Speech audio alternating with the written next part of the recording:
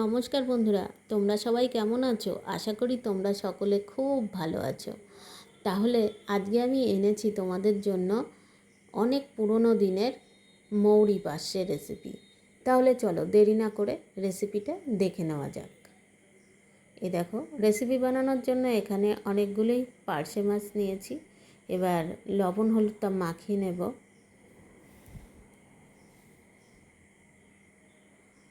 দেখো, লবণ হলুদ ভালো করে পার্শে মাছের গায়ে মাখিয়ে নিচ্ছি। আর আমার এই পার্শে মাছগুলো কিন্তু একদমই ছোট ছোট।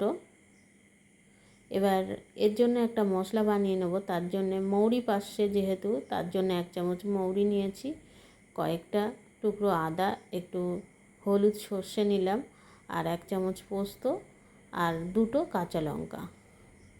তোমাদের মাছ অনুযায়ী এই মশলাটা নিয়ে নিও।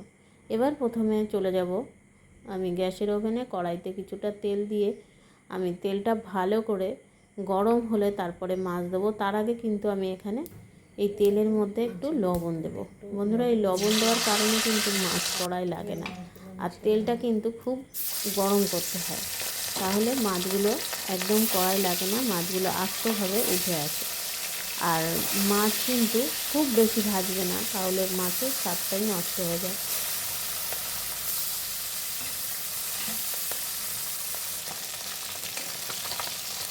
দেখো, মাছগুলো একদমই কড়াই লাগেনি, একে একে উল্টে দিচ্ছি।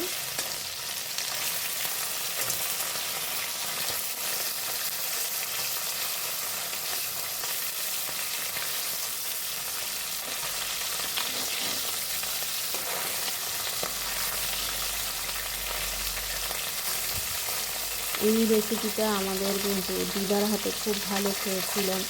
তারপরে অনেক পুরনো দিনের লোকের হাতে কিন্তু এই মৌরি পার্শ্বেটা ওরা খুব ভালো খেত, আর রান্নাও খুব ভালো করে। দেখো বন্ধুরা, আমার মাছ ভাজাটা হয়ে গেছে, এবার আমি তুলে নিলাম।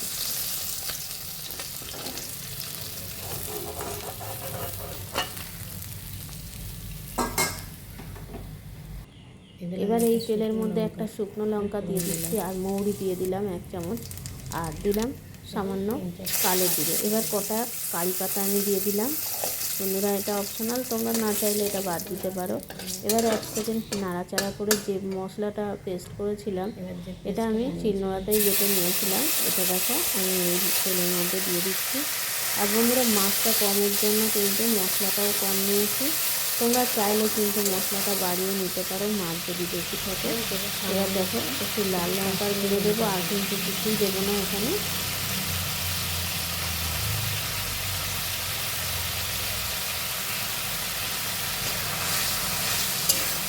দেখো, এবার একটা তেল ছেড়ে আসবে। দেখো, তেলটা ছেড়েছে, দেখলেই বুঝতে পারছো। এবার একটু সামান্য জল দিয়ে দিলাম।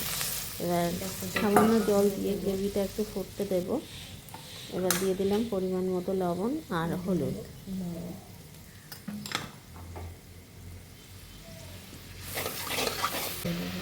এবার দেখো ফুটে গেছে, এবার মাছগুলো আমি ছেড়ে দিচ্ছি।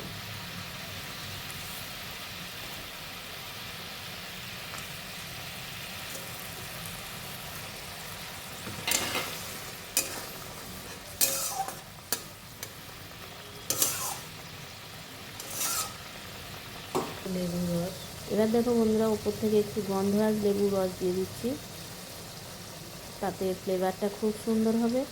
আর দিয়ে দিলাম ধনেপাতা কুচি।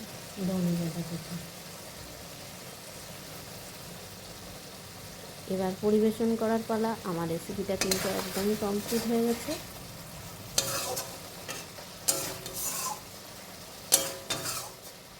দেখো বন্ধুরা, কত সুন্দর হয়েছে।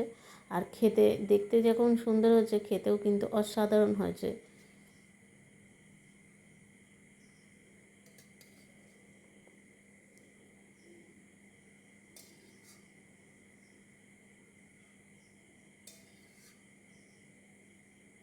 রেসিপিটা যদি একটু ভালো লেগে থাকে তাহলে প্লিজ লাইক, কমেন্ট, শেয়ার করো। খুব ভালো থেকো।